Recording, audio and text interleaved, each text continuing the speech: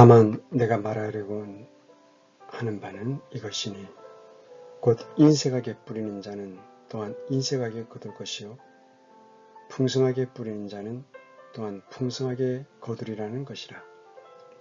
저마다 자기 마음속에 정한 대로 낼 것이요 마지못해 하거나 억지로 하지 말지니 하나님은 즐거이 내는 자를 사랑하시느니라. 고린도후서 9장 6절에서 7절 말씀이었습니다.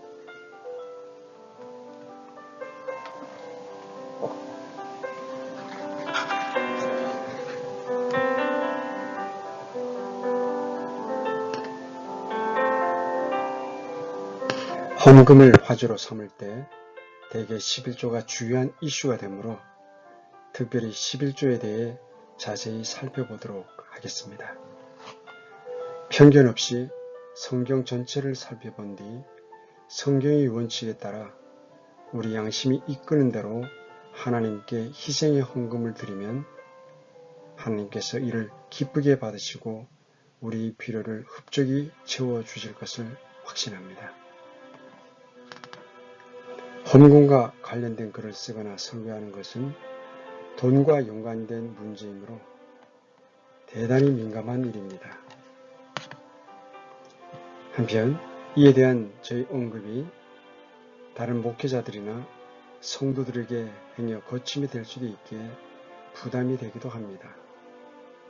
이러한状況속에서 이 말씀을 통해 전하는 내용은 일단 제가 목회하는 사랑침례교에서 지키려는 헌금의 원리라는 것을 먼저 밝히려고 합니다. 그러므로 성급하게 판단하지 마시고 여유를 갖고 일단 끝까지 읽으신 뒤 판단하시기를 부탁드립니다. 대부분의 교회에서 감사헌금이나 일반 헌금 때문에 생기는 문제가 거의 없습니다.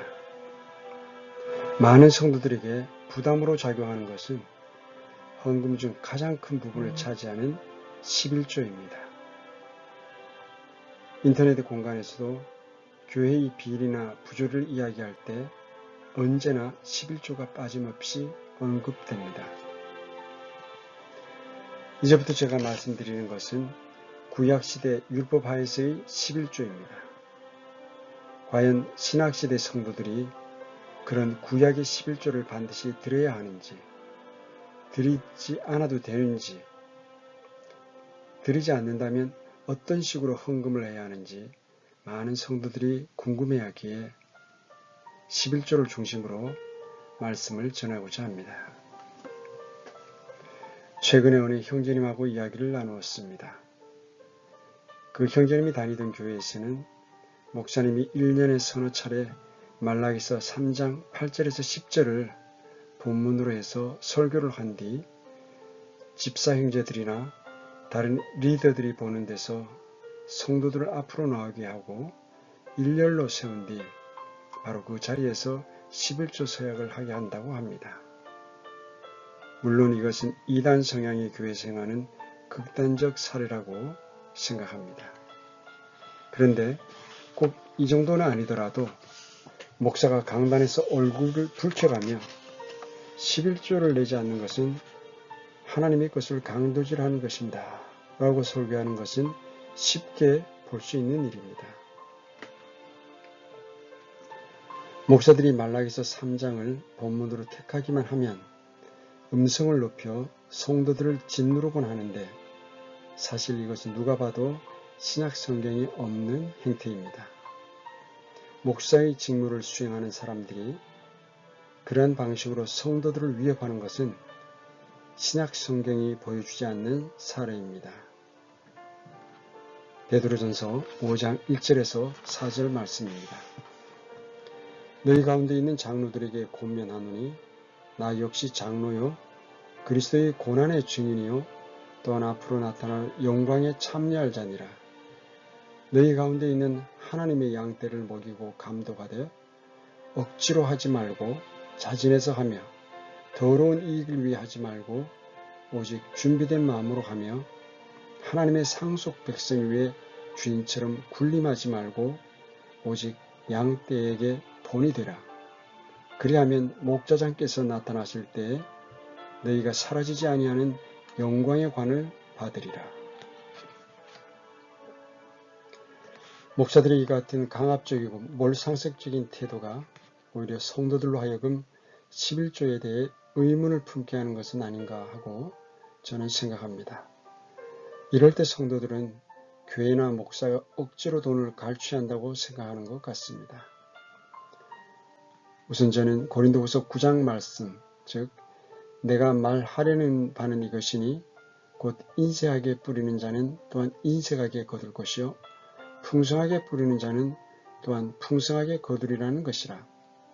저마다 자기 마음속에 정한 대로 낼 것이요 마지못해 하거나 억지로 하지 말지니 하나님은 즐거이 내는 자를 사랑하시느니라. 이 말씀이 신약시대 성도들의 헌금의 원리라고 믿습니다. 이 말씀을 하니 벌써 그러면 신약시대에는 11조를 안 드려도 됩니까? 라고 말하면서 미소를 짓는 분들이 있습니다. 교회의 재정과 직접 상관없는 이 글로 인해 우려하시는 목회자들이 있고 또 이것을 통해 헌금 생활을 게을리하려는 분들이 있을 터이므로 미리 저희 견해를 전달하고 말씀드리려고 합니다. 신약시대 헌금의 원리는 구약의 11조 원리와 고린도후서 9장에 들어있는 헌금의 원리에 따라 성도나 가정이 적어도 자기 수입의 10% 이상을 자발적으로 하나님께 드리는 것이라고 저는 믿습니다. 교회를 다니다 보면 11조로 해야 복을 받는다는 말을 번번이 듣습니다. 거의 모든 교회들이 이것을 강조하다 보니 어떤 분들은 11조 때문에 교회를 못 나가겠다고 고통을 호소하곤 합니다. 최근 뉴스에 따르면 이제는 11조를 내지 않으면 교회 회원권도 박탈하는 법이 대형 교단에서 의논되고 있다고 합니다.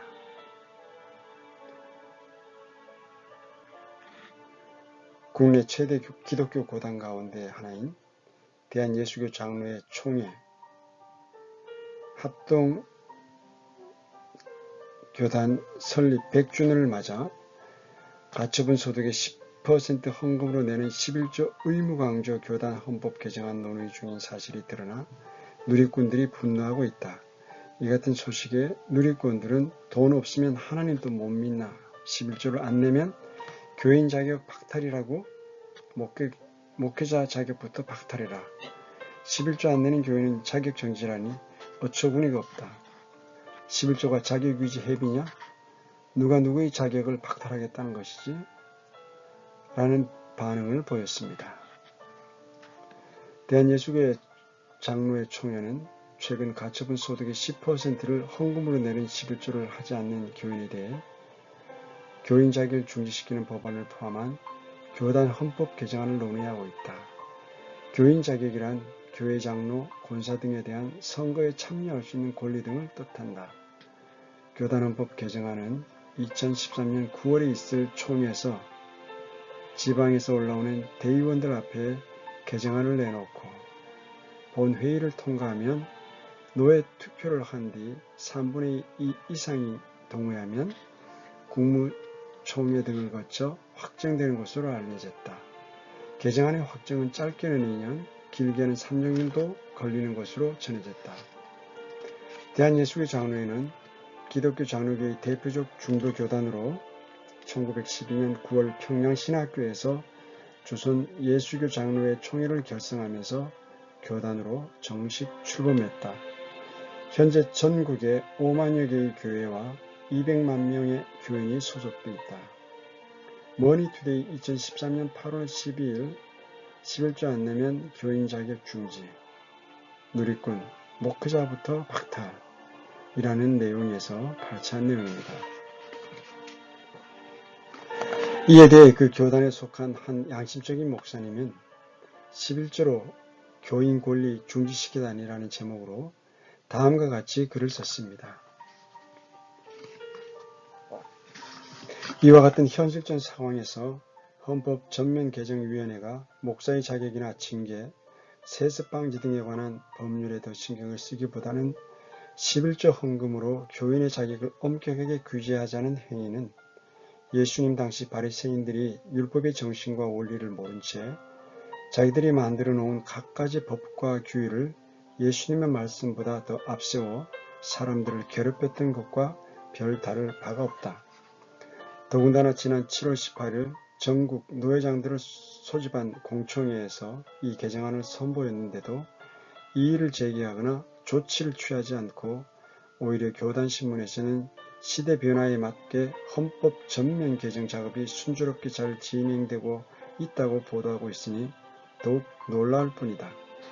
11조 헌금은 하나님의 주권에 대한 신앙 고백으로서 목회자가 교인에게 잘 가르치고 행하도록 독려하는 일은 당연히 해야 할 일이다. 그러나 교인의 자격을 11조로 박탈해서는 안 된다. 그 이유는 세 가지다. 첫째, 성경적으로 맞지 않는다. 성경은 중생한 하나님의 백성에게 하나님에 대한 주권과 사랑의 고백으로 11조를 드려야 함을 가르치고 있다. 또한 자원함과 즐거움으로 드려야 함을 가르치고 있다. 인색함으로나 억지로 그리고 규율이나 형식으로 하지 말라고 말씀하고 있다. 성경은 사람이 무엇을 얼마나 많이 드리느냐 보다는 어떤 태도와 동기를 가지고 드리느냐를 더 중요하게 다루고 있다. 한 사람이 예수 그리스도를 주로 고백하기까지는 상당한 시간이 걸릴 수 있고 한 사람이 성숙한 그리스도인으로 서기까지 오랜 시간이 걸리는 법이다. 그들이 11조를 율법이나 제도에 의해 혹은 억지나 형식으로 드리는 것을 하나님은 원치 않으실 것이다. 둘째, 교회론적 측면에서 맞지 않는다. 교회는 유기적 섬김의 공동체이다. 고와 낙을 같이 하며 다양성 속에서 통일성을 이루어 나가는 공동체이다. 남녀노소, 빈부, 귀천을 가리지 않는 다양한 구성원들이 있는데 물질로 교회 생활을 규제하고 교인 자격을 중지해서는 안 된다. 헌금뿐만 아니라 사역에서도 자발적으로 자원함으로 이루어져야 이상적인 교회의 모습이다. 셋째, 현실적으로 맞지 않는다. 11조를 교인을 규제하면 어떤 일이 일어나겠는가? 처음 나온 사람, 수입이 전혀 없는 사람, 아직 믿음의 확신이 없는 사람, 사정상 무기명으로 헌금하는 사람, 집안 식구의 반대로 헌금을 못하는 사람, 교회마다 11조를 하지 못하는 절반 이상의 교인들, 이를 어떻게 할 것인가? 어떤 단체나 배경도 없이 6개월 이상 교인이 11조를 하지 않으면 교인 자격 중지한다는 것은 현실성이 없는 일이며 시대에 역행하는 일이다. 총회가 한 달도 채 남지 않았다. 해결해야 할 당면한 문제도 산적에 있는데 이런 문제까지 생겨 교단 목사의 한 사람으로 심히 답답하고 괴롭다. 개정위원회에서 98회 때 총회를 알리고 계속 수정 개정 작업을 하겠다고 말하지만 아예 이러한 규율이나 법은 다시는 거론되지 않았으면 좋겠다. 기독신문 2013년 8월 19일자 기사였습니다. 이런 글들을 통해 알 수 있듯이 11조는 예나 지금이나 교회 안에서 가장 뜨거운 이슈들 중에 하나입니다.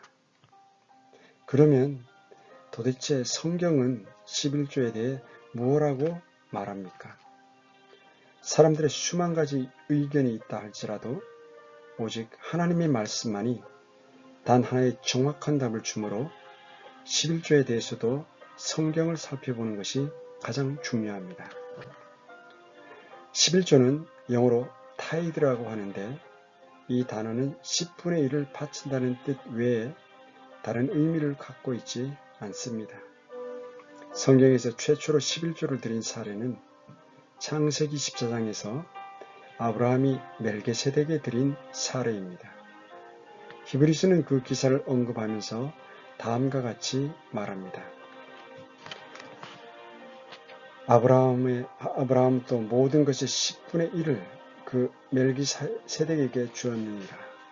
진실로 레위의 아들들 중에서 제사장직의 직무를 받는 자들은 자기 형제들인 그 백성이 아브라함의 허리에서 나왔음에도 불구하고 율법에 따라 그들에게서 11조를 취하라는 명령을 받으나 또 나는 11조를 받는 레위도 아브라함 안에서 11조를 바쳤다고 말할 수 있나니. 여기서 보듯이 성경은 전리품이든 무엇이든 10분의 1을 떼는 것을 가리켜 타이드, 즉 11조라고 합니다. 11조는 한자로 열십자에 하나일에 조리할 조로 표기하기도 하고 세금 조자를 사용하여 11조로 나타내기도 합니다. 전자의 조는 가지조로서 이는 10가지 중에서 한 가지를 드린다는 개념으로 후자의 세금조를 사용할 경우에는 구약시대의 이스라엘이라는 특정한 신정국가에 사는 백성이 그 땅에 거주하기 위해 세금으로 바치는 것을 의미합니다.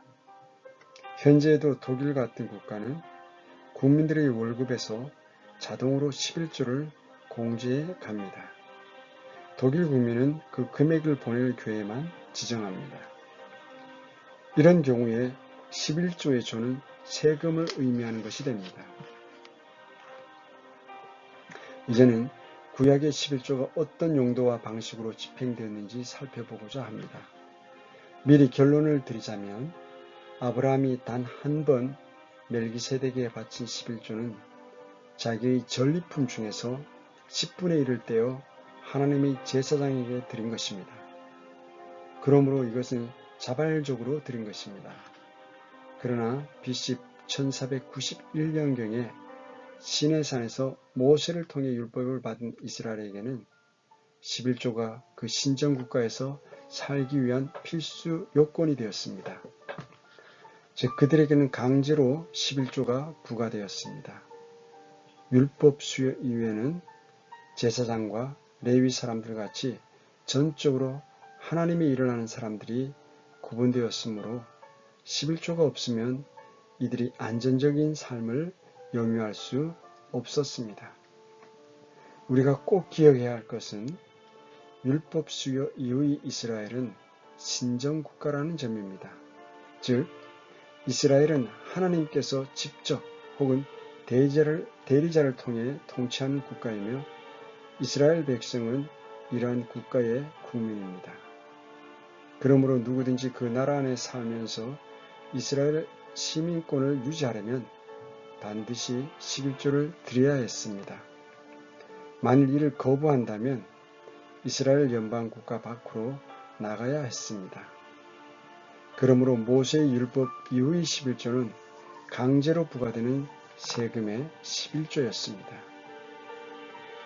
11조라는 명칭을 사용하다 보니 우리는 구약시대 이스라엘 백성이 강제로 부과된 세금으로서 자기 소출의 10분의 1, 즉 10%만 드리면 되는 것으로 생각합니다. 실제로 많은 목사님들도 그렇게 이해하고 있습니다. 그러나 사실은 그렇지 않습니다. 이스라엘 백성은 다양한 용도로 여러 차례에 걸쳐서 11조를 드렸습니다. 첫째 11조는 레위기 27장 30에서 34절에 나와 있는 말씀입니다. 땅의 모든 11조, 곧 땅의 씨나 나무 열매의 11조는 주의 것이니 그것은 주께 거룩하니라. 만일 어떤 사람이 자기 11조 중에서 조금이라도 물으려면 그는 거기에 그것의 5분의 1을 더할 것이요 소떼나 양과 염소떼의 11조에 관하여는 어떤 것이 막대기 아래로 지나가든지 열째 것이 주께 거룩한 것이 되리니 이것들은 주께서 시내산에서 이스라엘 자손을 위하여 모세에게 명령하신 명령들이니라. 가장 마지막 절에서 보듯이 이것은 분명히 여호와 하나님께서 시내산에서 모세에게 주신 율법입니다. 율법은 크게 10계명의 도덕법과 11조 규정 같은 시민법, 그리고 절기와 희생예물 등에 관한 의식법, 이 두 가지로 구성되어 있습니다. 위의 말씀은 이스라엘의 시민법으로서 곧 모든 이스라엘 사람의 밭과 나무와 짐승의 10분의 1은 본인의 것이 아니라 하나님의 것임을 확정적으로 보여줍니다. 그것은 모든 것을 만드신 창조자 하나님의 것으로 거룩히 구별되었습니다. 그래서 오직 하나님을 위한 목적으로만 사용되어야 했습니다. 거듭 언급하지만 구약의 이스라엘 백성은 신정국가 체제에서 살았습니다. 그래서 그들은 유대인들의 왕이요 모든 것을 지으신 창조주 하나님께 11조를 세금으로 드렸습니다. 당시에는 11조 납부가 국민의 의무사항이었습니다. 다시 말해서 그것은 신정국가의 백성이 내는 세금으로서 백성을 대신해서 하나님의 일을 전담하는 레위 사람들의 의식주를 해결하는 용도로 사용되었습니다. 자, 그러면 레위 사람은 전체 이스라엘 국민 중에 대략 어느 정도를 차지할까요? 신정국가 이스라엘은 지파별로 활동하였으므로 사실 정확한 인구수는 그리 중요하지 않습니다. 레위 지파는 12지파 중에 하나이므로 전체 이스라엘의 12분의 1을 차지합니다. 하나님께서는 이스라엘에 12지파를 주시고 그 지파들 중에서 한 지파, 즉 레위 지파를 완전히 전적으로 하나님의 일만 하게 하였습니다. 그래서 그들은 성막도 짓고 그 안에 기구들도 만들고 또 유지보수하였습니다. 이들 중에서 특별히 아론의 아들들인 제사장들은 또한 하나님께 예배도 드리고 찬양도 부르고 짐승의 희생물을 바치기도 하였습니다. 또 후대에는 이 가운데서 서기관들이 나와 하나님의 말씀을 맡아서 필사하기도 하고 보존하기도 하였습니다. 이처럼 레위 지파에 속한 사람들은 다른 일은 하지 않고 오직 주님을 위한 일만 하여야 했습니다. 민수기 3장 5절에서 8절의 말씀입니다. 주께서 모세에게 말씀하여 이르시되 레위 지파를 가까이 데려오고 그들을 제사장 아론 앞에 보여 그들이 그를 섬기게 하라. 그들은 회중의 성막 앞에서 그의 책무와 온 회중의 책무를 맡아 성막에서 섬기는 일을 할지니 곧 그들은 회중의 성막의 모든 기구를 맡고 이스라엘 자손의 책무를 맡아 성막에서 섬기는 일을 할지니라. 아울러 하나님께서는 나중에 가나안 땅을 분배할 때 11지파에게만 상속재산, 곧 땅을 주시고 레위 지파에게는 상속재산을 분배해 주지 않으셨고 11지파의 이스라엘 사람들이 11조로 그들을 먹여 살리게 하셨습니다. 민수기 18장 21절에서 24절의 말씀입니다. 보라 내가 레위 자손이 섬기는 일, 곧 회중의 성막에서 섬기는 일로 인하여 이스라엘 안에서 모든 10분의 1을 그들에게 상속재산으로 주었느니라. 오직 레위 사람들은 회중의 성막에서 섬기는 일을 하며 자기들의 불법을 담당할 것이요. 그들이 이스라엘 자손 가운데서 상속재산을 갖지 못하는 것은 너희 대대로 영원한 법규가 될지니라. 그러나 이스라엘 자손의 11조, 곧 그들이 주께 거제 헌물로 드리는 것을 내가 레위 사람들에게 주어 상속하게 하였나니 그러므로 내가 그들에게 말하기를 그들은 이스라엘 자손 가운데서 상속재산을 갖지 못하리라 하였노라. 그러므로 이스라엘 사람들이 드린 첫째 11조는 제사장들을 포함한 레위 사람들의 생계와 또 하나님의 모든 일을 하는 데 필요한 경비를 충당하는 데 사용되었습니다.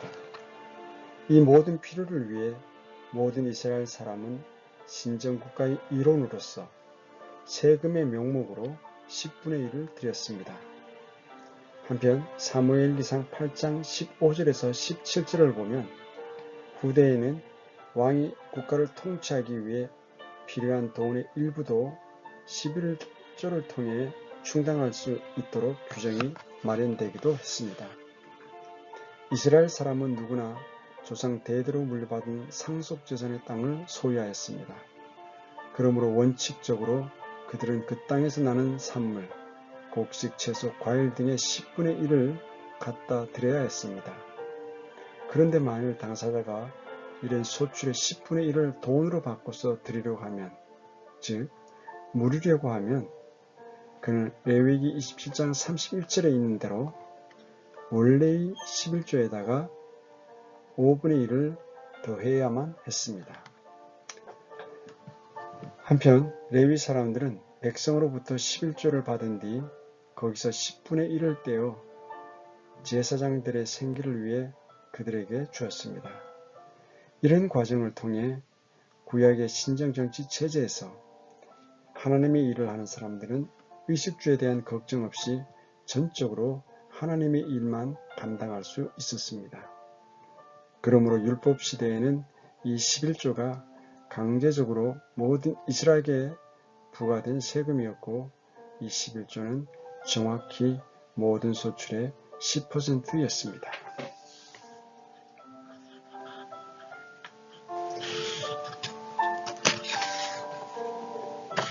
그런데 이스라엘에게는 또 다른 11조가 있었습니다.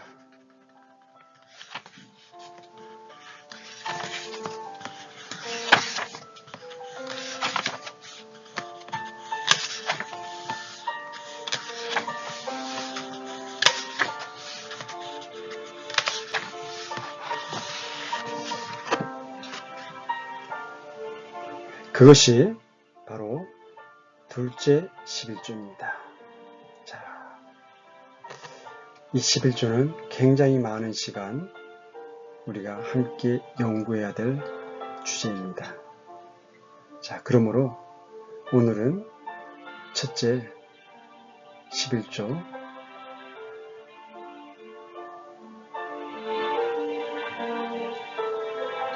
여기에 대해서만 우리가 같이 나누고, 다음 시간에는 둘째 11조, 셋째 11조, 그리고 11조의 변천 등에 대해서 살펴보도록 하겠습니다.